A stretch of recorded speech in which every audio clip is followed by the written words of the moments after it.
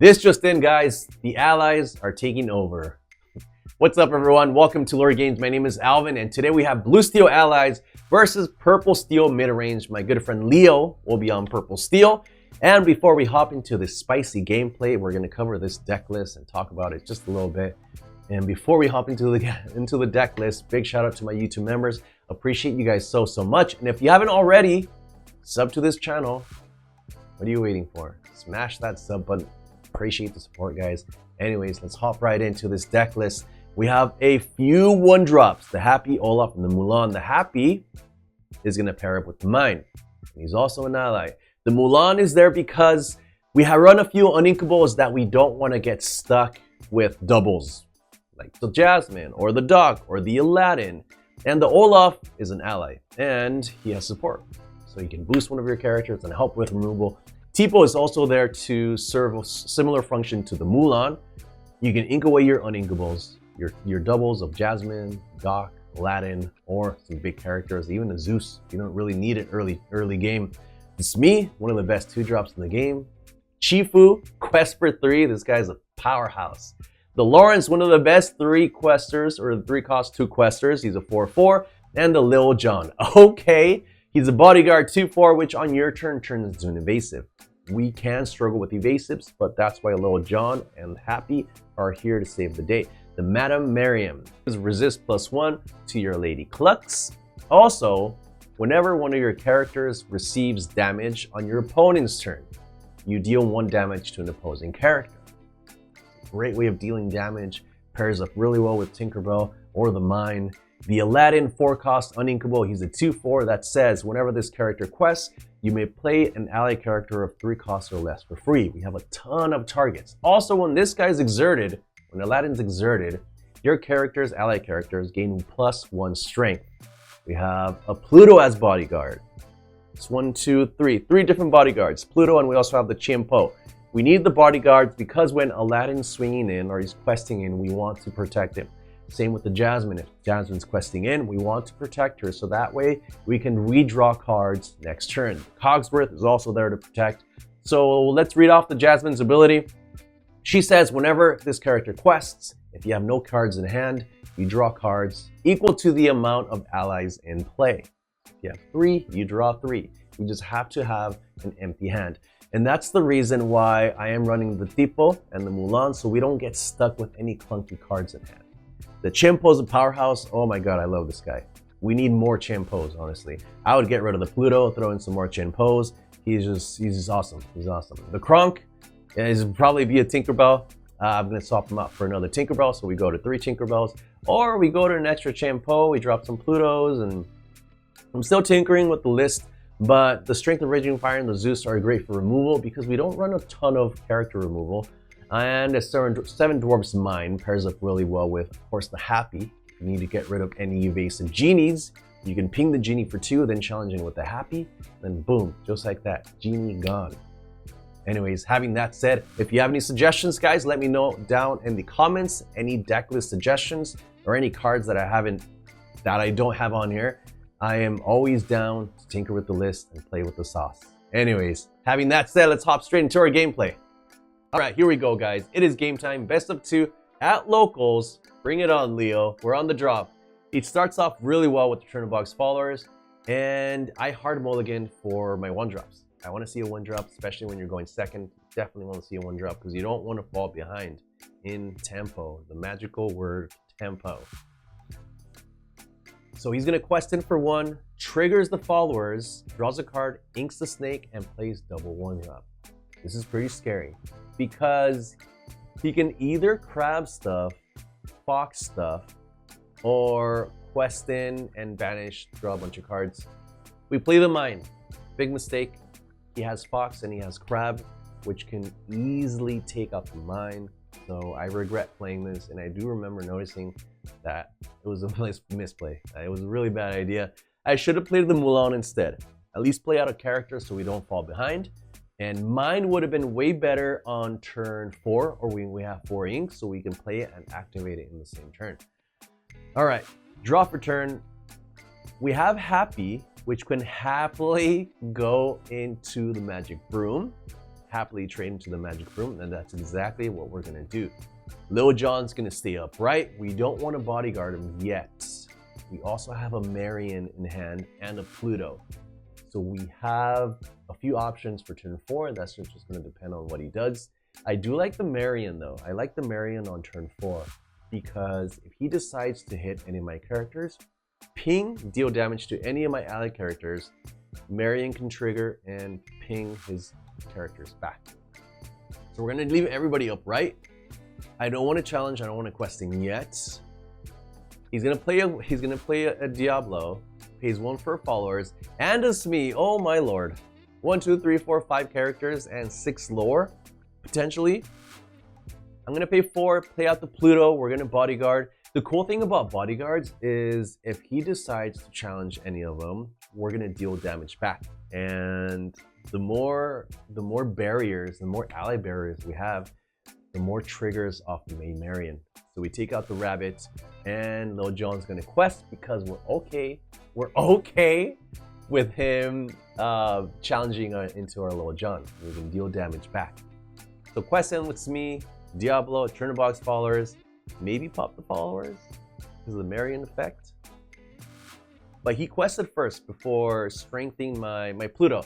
So Marion's gonna trigger, put 1 damage on the turn the box followers. Ping! And he's left with 4 guys. He has 4 guys. We're coming up on 6 inks. We're gonna play out the Kronk. Kronk's gonna put in some more. We're gonna play 6, play out the boy. He's resist 1, quest for 2, and whenever he banishes a character in a challenge, he can deal 2 damage to chosen opposing character. Lil Jon goes into Smee, takes the Smee, and we're gonna take out the Diablo as well. We need to get those characters off the board because they have so much value in purple. Even the Diablos, when they get crabbed up. Foxy time. Challenge Lil Jon, Maid trigger, hit the Fox for 1, so that's 3. And Fox goes into Maid, taking her out, and there's the Diablo. All right, we have a dock in hand and a location. We're gonna play the mine, move the Kronk in the location because that's gonna ping 1. We wanna save the dock because he can ping for 2 if we move him into the location, into the mine.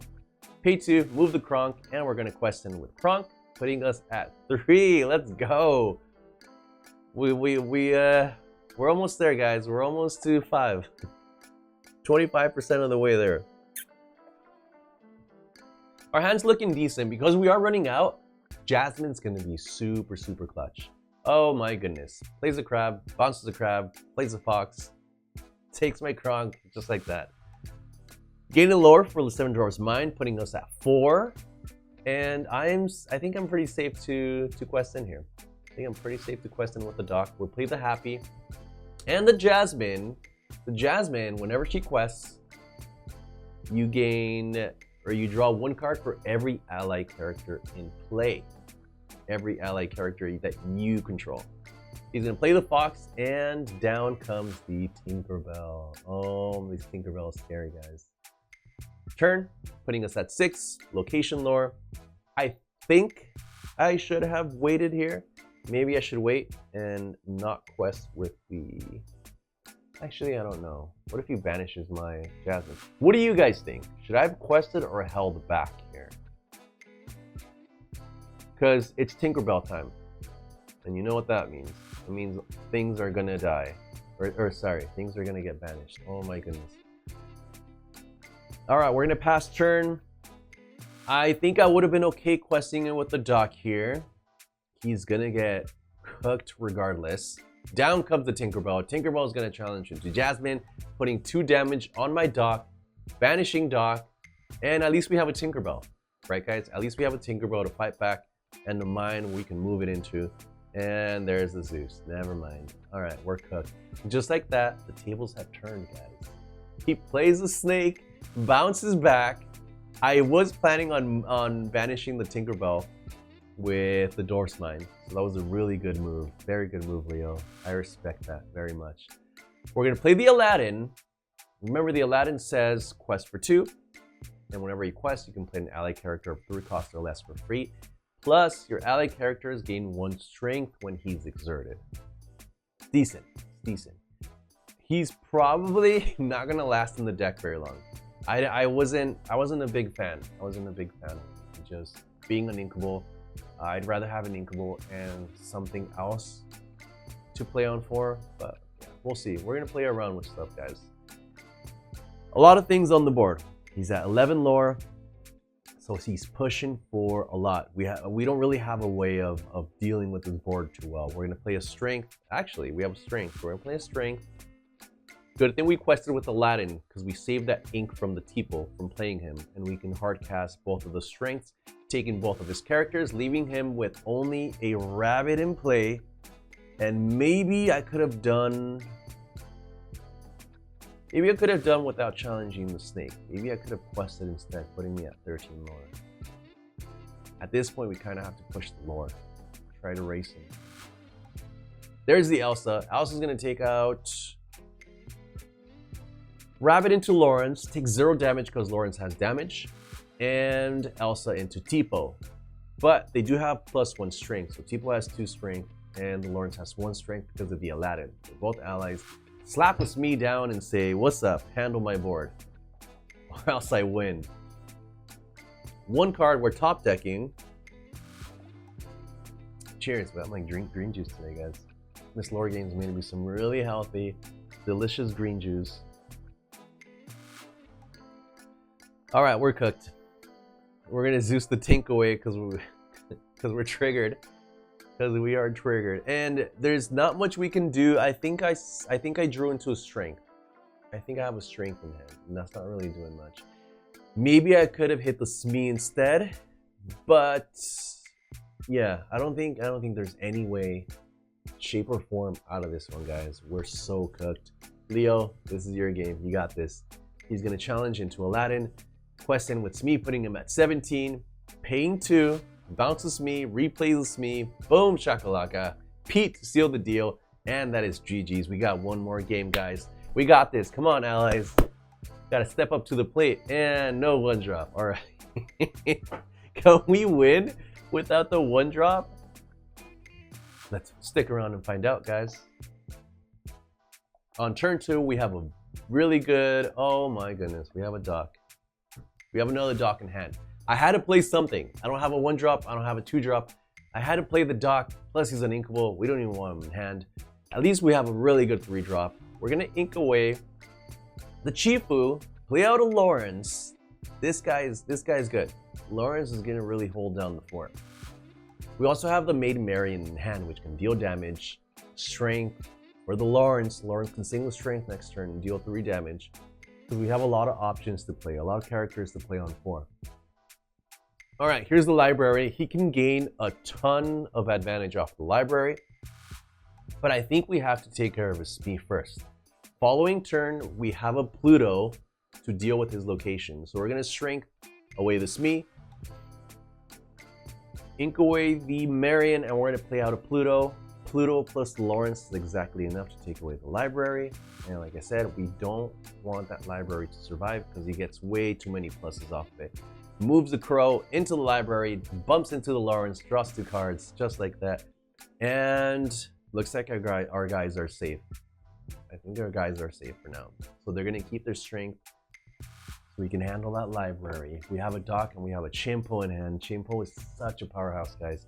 I swear, it's one of my favorite characters in this deck.